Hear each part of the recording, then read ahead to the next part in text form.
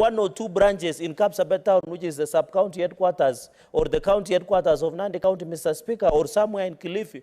Mr. Speaker, the Ministry of Labour and Social Welfare, let us either use M-Pesa. I know some people might complain that they are being blacklisted through CRB. Mr. Speaker, there is an amnesty from the government up to early next year. And in fact, mercy, Mr. Speaker, that is only given once in a lifetime has been given to the CRB listing holders, Mr. Speaker. So, Mr. Speaker, I want to urge that our elder people, Mr. Speaker, have served this nation. Let us treat them with dignity that it serves by ensuring that there is transparency, Mr. Speaker, and accountability, Mr. Speaker. And finally, when this committee appears, the PS in charge and the minister, Mr. Speaker, must tell us for the last 3 years, Mr. Speaker, for the last 3 years, they must tell us how much have they dispensed to how many elderly people in this republic, who are they, the ID number, Mr. Speaker, because we are being told, Mr. Speaker, in the last era of Uhuru Kenyatta, last 3 months he used 50 billion that no one can account for. So we don't want to be told 50 billion was used to give to Wazee, yet we don't know what that Wazee was, Mr. Speaker.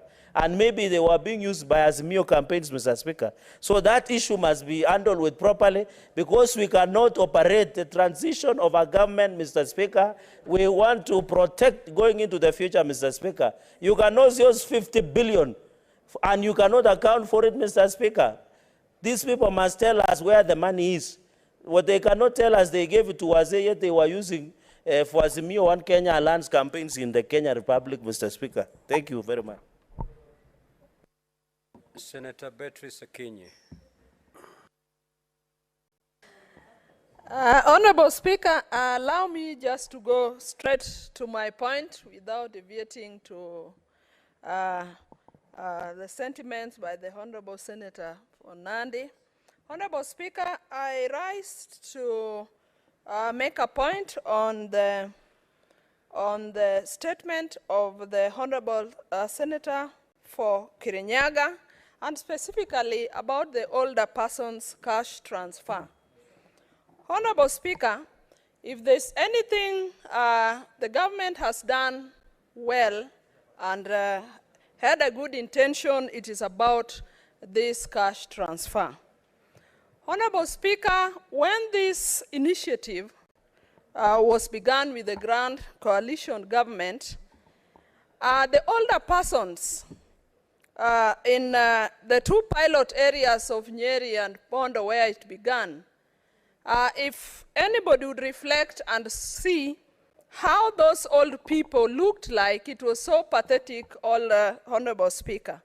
But as soon as this fund was disbursed, and with the time, Honorable Speaker, you saw the honor and you saw the dignity of these older persons that were receiving these funds. Honorable Speaker, I rise to emphasize the fact that this is a fund that has given, restored the dignity of our older persons, and all we may ask for is that, Honorable Speaker, that it should be disbursed in a timely manner. Honorable Speaker, these funds are used for the upkeep of these older persons. If they are to be made use of well with the people that benefit for them, that it must be done in a timely way. Thus, the factor of timeliness. And Honorable Speaker, my take on the fund is that the Honorable Senator asked about when other older persons will be registered. For me, I would emphasize that all the older persons in this republic must be registered to benefit from this fund. Honorable Speaker, because specifically, most of the beneficiaries are always people who have a lot of responsibility, older people that have lost their children and they take care of grandsons and granddaughters. And Honorable Speaker, if you look at some of the benefits, this amount, however little some of us might consider it to be, Some of the people that benefit from these monies have even taken their grandsons and granddaughters to local schools around where they stay. So, Honorable Speaker, as I support this statement, I would like to say that the government must go forth to register all older persons into this scheme and let the disbursement also be timely. Honorable Speaker, I support this statement. Honorable Senator Osotsi.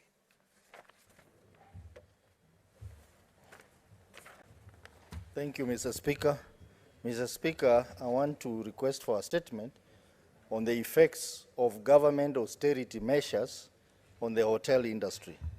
Mr. Speaker, sir, I rise to pursuant to Standing Order 53-1 to seek a statement from the Standing Committee on Trade, Industrialization and Tourism regarding the effects of government austerity measures have on the hotel industry. In the statement, the committee should, 1, state the measures, if any, that the government is taking to help the hotel industry to recover from the effects of COVID-19 pandemic due to low volumes of international booking that has led to closures of several hotels: Intercontinental Hotel, Laiko Hotel, Radisson Blu, and now the imminent closure of the historic Hilton Hotel. 2, explain what informed the recent presidential directive to shove off 300 billion shillings from the current financial budget by, among other measures, discontinuing trainings, conferences, and other events by government ministries and agencies in hotels, which will exacerbate the already difficult operating environment for hotels. 3, table the assessment report done by the Ministry of Tourism, Wildlife and Heritage on how the proposed austerity measures would affect the hotel industry and indicate the measures being taken to alleviate the negative effects caused to complementary industries such as transport, aviation, and agriculture that depend on the hotel industry.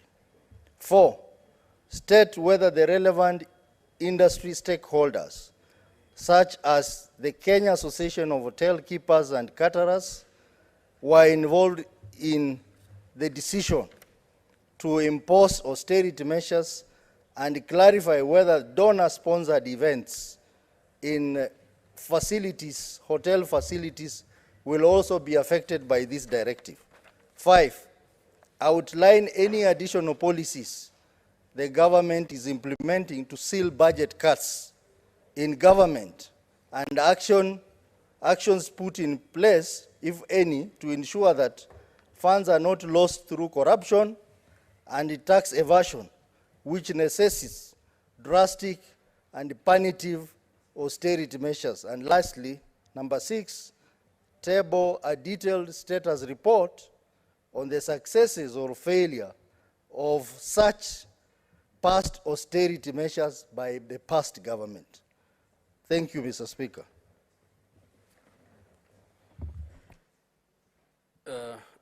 Honorable Senator Mazayo.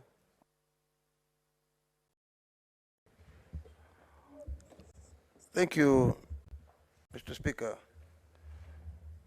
Mr. Speaker, first and foremost, I would like to congratulate my colleague for bringing this statement. Secondly, Mr. Speaker, it is not only in the hotels as stated, like the imminent closure now of Hilton Hotel. Hilton Hotel, as far as we are concerned, is an iconic hotel. It's among the first hotels we have had in this country. And it's going to be very unfortunate if the government will allow it to sink, knowing very well the efforts we have made to ensure that we rescue Kenya Airways.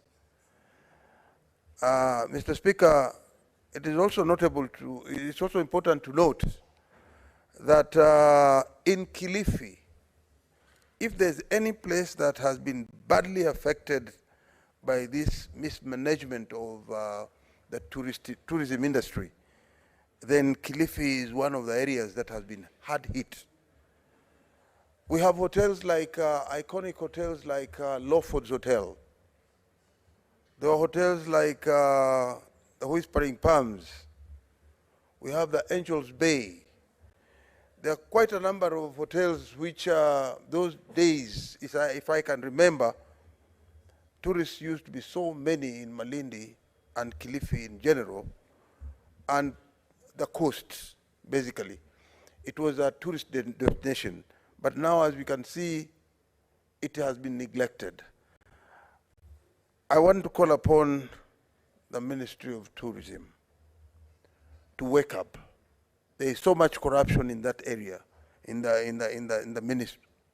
And if at all we can, the government can put a lot of concentration on how we can rescue or how we can bring back tourism in this country, then it will go a long way to help or alleviate in creation of jobs, job opportunities, in creation of quite a number of infrastructure in certain areas, and opportunities for everyone. I thank you, Mr. Speaker. The Honorable Senator Boni Kalale. Mr. Speaker, I just want to congratulate Honorable Sotsi, the Senator of Vihiga, for this very important statement. For a long time, agriculture was a main forex exchange earner for this country. And because not too much thought has been put into it, this iconic status has now been lost, and it is being lost to unpredictable products like the inflow of funds from Kenyans living in the diaspora. Mr. Speaker, we need to take it even more aggressively so that over and above reviving tourism as it has been, we should cause